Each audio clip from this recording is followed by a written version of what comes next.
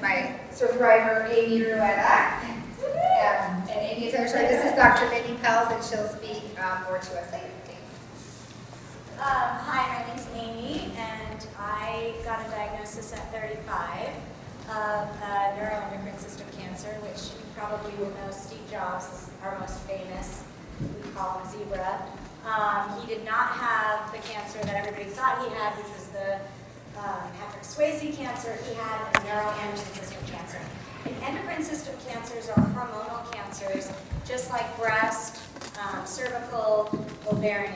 And they are now finding that these cancers are about 80 to 85% environmental. So last month we started this talk with a famous movie star that did something really drastic. And we applauded her, but we said, that's only 5% of the population that has that gene for breast cancer. What about the 90% that is environmental? Why aren't we talking about this? So that's kind of what we launched this with, is kind of environmental toxins. And after I found out I had an environmental cancer, I really made a lot of changes in my life. Mainly, which I'll talk about later, is I got rid of chemicals in my home, my skincare, and my diet. And I've seen a huge, huge success. I had a 70% chance of metastasis at the point of them finding my tumor. It was larger than 95% of people who get this kind of cancer. It was already in my lymph system. It had leaked into the periapiccal fat. And I am 5 years clean in September. And I just had a baby. So I really believe my endocrine system is good. So I'm going to kind of talk a little bit and give you guys some tips on reducing your chemical load, because I really believe the environmental cancers are caused by the chemicals in our food and the chemicals in our skincare, believe it or not, which a lot of people, 2 people I met at Relay had no idea, and they're like on fire about it. Totally. And it really is mind-blowing when you realize how many chemicals, 75,000 chemicals, we're putting in our skin every day. So I'll talk a little bit about that.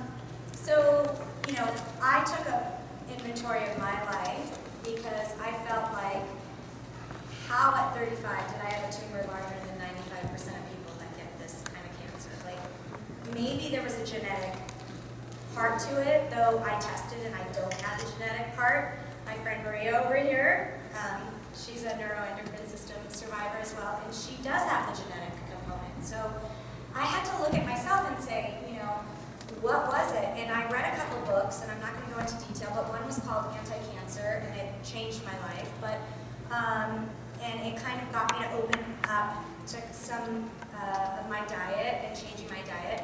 But the biggest book that made an impact on me was called Not Just a Pretty Face, and it's by a woman named Stacey Malcolm, and she is part of the Campaign for Safe Cosmetics. So I have given you guys a couple things. One of them is a little blue trifold, and it looks like a compact. Basically, something that just blew my mind was that the skincare industry is not regulated. Even though there's 12,000 chemicals floating around in products. And so what this woman did is she created a database. And that database, when I first read the book, had 10,000 products. Now it's up to 81,000. And basically what you can do is you can take your product, you can enter it in, your shaving cream, and I have men all the time who say, oh, I don't use beauty, that's not for me. Well, guess what? There's 10 chemicals in each product that's unregulated.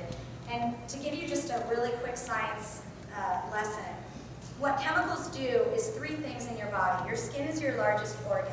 So what happens is you put it on your skin and it gets absorbed directly into your bloodstream and it has no exit. Whereas an apple, like you could eat an apple dipped in formaldehyde, and your stomach acids would kind of kill some of the formaldehyde and it would leave your body.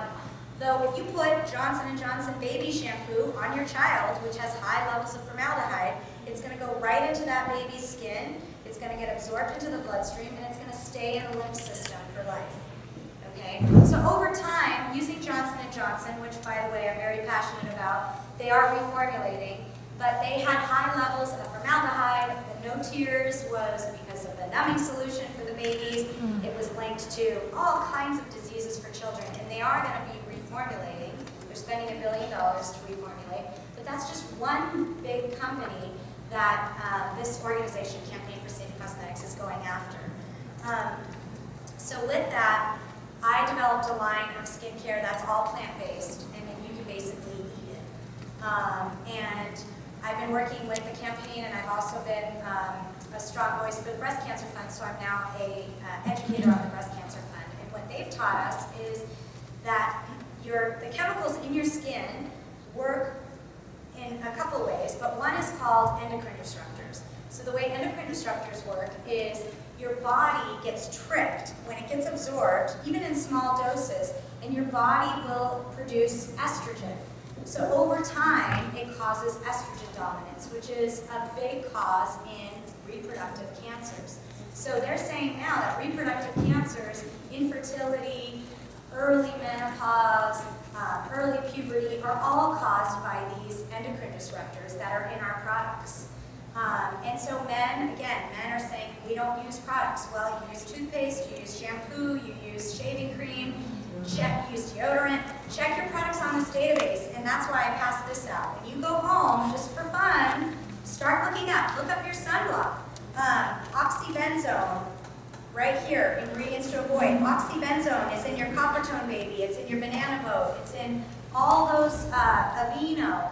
It actually, when heated by the sun, causes skin cancer cells to multiply 500%.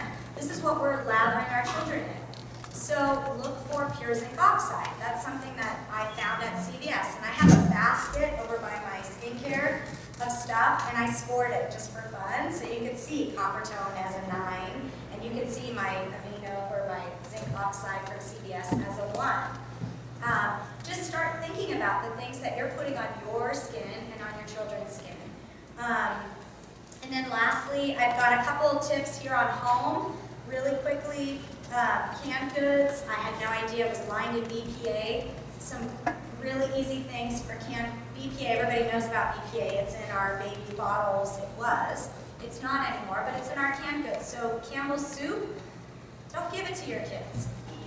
Don't give your kids soup. Make your kids soup, or use frozen vegetables, buy real vegetables. That BPA leaches into the soup, and it leaches into their bodies, and they don't know what to do with it. It causes hormone disruption, and endocrine disruption, and carcinogens, and all these things, all these chemicals, they're in our everyday. Cleaning our house, the best thing that I do with cleaning products, which again, you're breathing them in, it's getting on your hands, it's getting absorbed into your bloodstream. 2 things that I've been using to clean my house. I use baking soda for a couple bucks as a scouring, and I use vinegar in a squirt bottle with lemon. And that cleans my entire house. And it's cheap, and I feel okay about it. And so lastly, I'll talk about fragrance, which shocked me.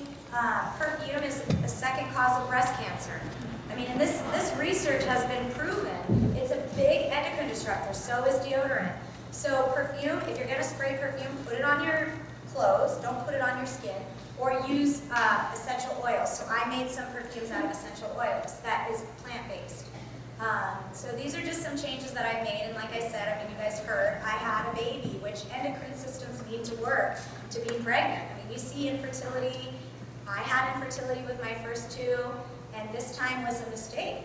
This was a happy mistake, but I really believe it's because I eliminated a lot of chemicals in my daily life. So if you guys